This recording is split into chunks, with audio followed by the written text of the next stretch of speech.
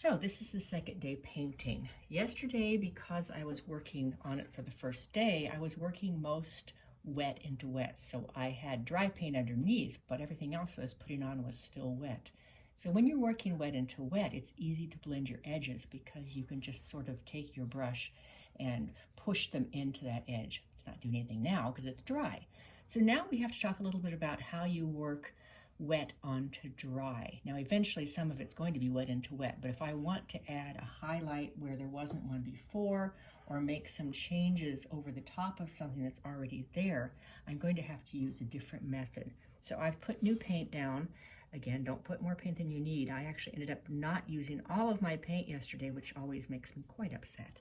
But now if I'm going to come along here, if I want to add maybe just a little bit of a white edge here, I can push that in there, and do it very nicely, nice and clean edge. And then if I want to blend it in, that's not a thick enough line to show you very much. Let me put a little bit more right here. If I want to take this edge that I've just added, what I have to do now is I'm going to blend that edge into the dry so it's not wet underneath. So what I'm going to do is I'm going to take my brush, get rid of the paint on it, and get rid of the water on it mostly too. And I'm going to come along here and I'm just going to thin it out. So what I'm doing basically is making a transparent edge underneath it. So that's going to help it look like it's actually a shadow area. Another thing about paintbrushes, a lot of times when students are first using paintbrushes, they sort of fight with their brush. You don't want to fight with your brush. You want your brush to do most of the work for you. So what I mean by that is, I like flat brushes, especially for the beginning. I will use a round brush and a little bit to add a little bit more detail. But you want the brush to go the direction it's made. So I'm not cramming it straight in and I'm not stressing the brush. A lot of brushes get destroyed because they're not used correctly. So you want to have a gentle touch with the brush. Now, if you have your own brushes at home and you want to be a little crazy with it, go ahead. Be my guest, but the ones at school, I like to keep them as nice as possible.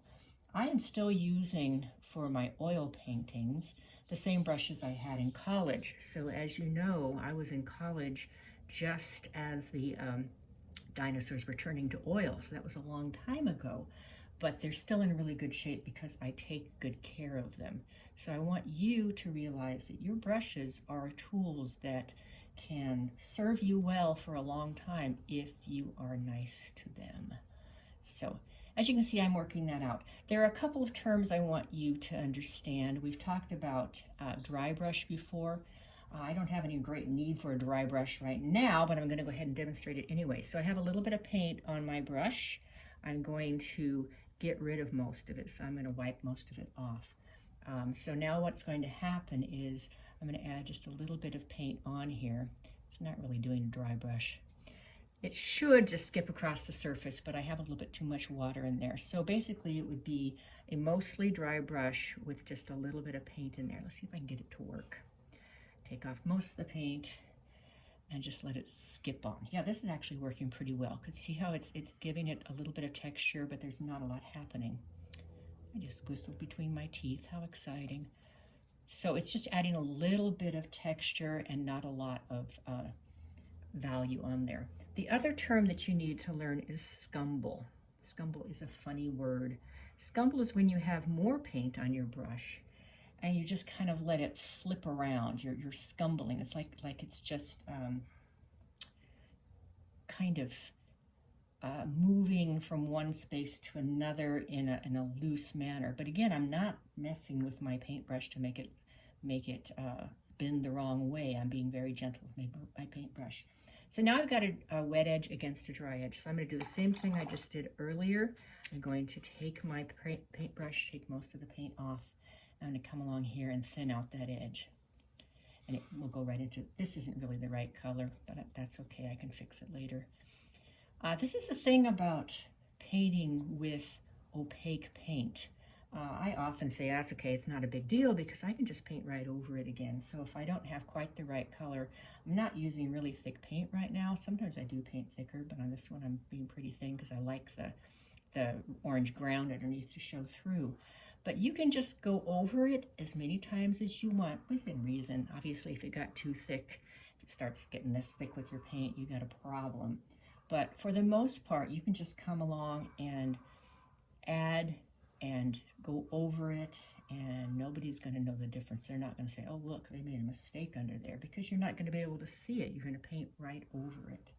So I hope that you're enjoying learning a little bit about acrylic. And as I said before, don't get frustrated.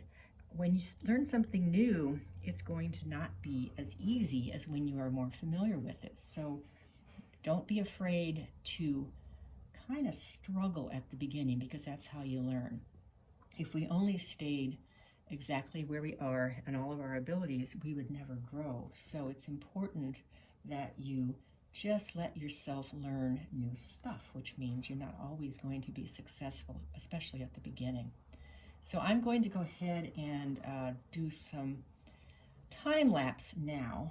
But remember again, the two terms that we're going to be talking about a lot, well, maybe not talking about, but showing, is scumbling, and then there will be some dry brush.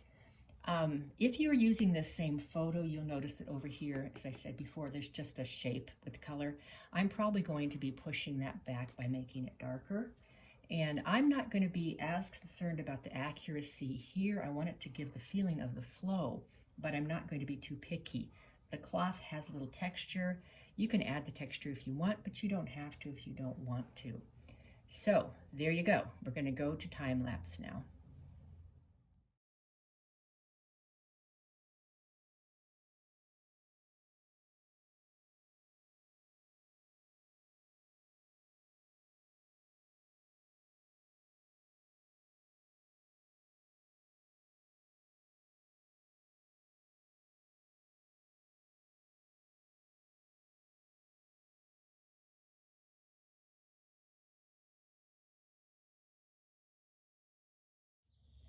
Couple of things. You might notice that I'm having a hard time getting this to stay on over here.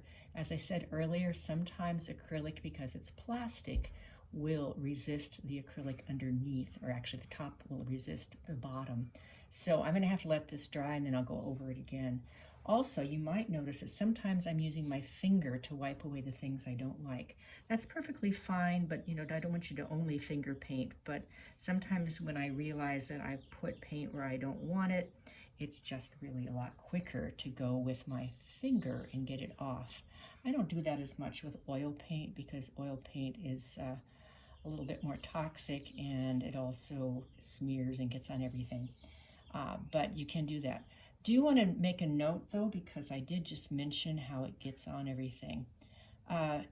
Every paint, the pigment in paint is permanent. There are a lot of P's in that sentence. So if you were to put this accidentally, if you were to drop your paintbrush on your pants or whatever, it is going to stay there. So if you do that, you're going to have to change your clothes really fast and put that into the laundry. In the classroom, I have little sticks that work to get it out, and it's called Kiss Off. It's a terrible name. It sounds so rude. But anyway, that's really, really great.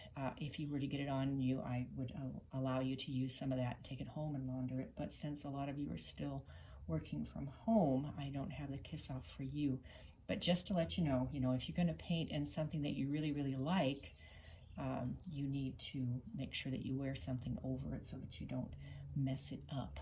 So anyway, I'm going to eventually go to a smaller brush. I'm not sure if I'm going to go to a round brush or do another flat brush, because I really like my flat brushes because they get in everywhere you want. But eventually I will need to probably change brushes. Some of you have probably seen YouTube videos where a person paints an entire portrait or whatever with a really, really, really tiny brush. And I get that, but I don't really think that tiny brushes are what you're supposed to paint a whole thing with, because it doesn't allow you to be as free. So I want you to be a little bit freer and experiment, and not to be too terribly fussy, even though I want you to try to make it look like an orange. Don't think you have to put every single little wrinkle and dot in there. You just want to give the impression of all the wrinkles and dots.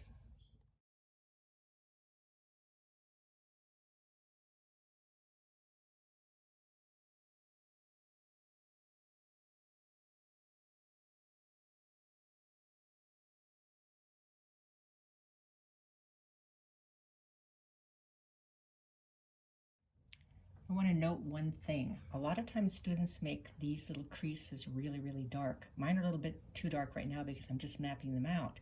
But you have to remember these are folds, so they're not really a black line. They're just a orange color but in shadow. So don't make them too dark. Remember again that they're just a shadow in there. So you wouldn't want it to look like a spider came and sat on top of it, but they're just little indentations that you're seeing in a shadow, but they're still an orange color.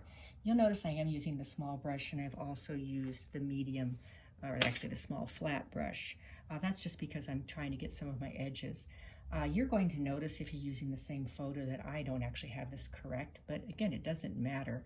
It's a lot different than when we just did portraits because the orange's mother doesn't care if it looks exactly like the orange, so you can take some liberties. Same thing with the cloth. You want it to feel like an orange in a cloth, but you can certainly put your own flair on it. And as you can see, I've got some red in there, which is kind of in the actual orange, but not exactly. And here I've decided to make it variegated, so it's going to be darker here and get lighter as it comes to the top. And I'm giving hints of the structure of the cloth, but I'm not worrying too much about it. And by the way, this is dry brush, where you can see just a little bit skipping along the top. That is dry brush.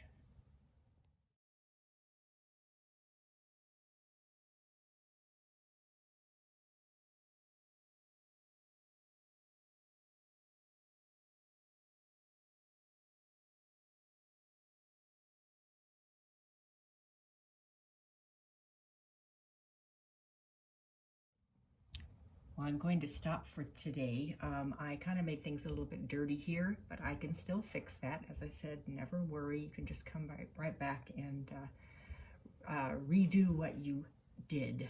So I think it's beginning to take shape. I think I've probably got maybe a couple more hours left in it. Then I will call it done.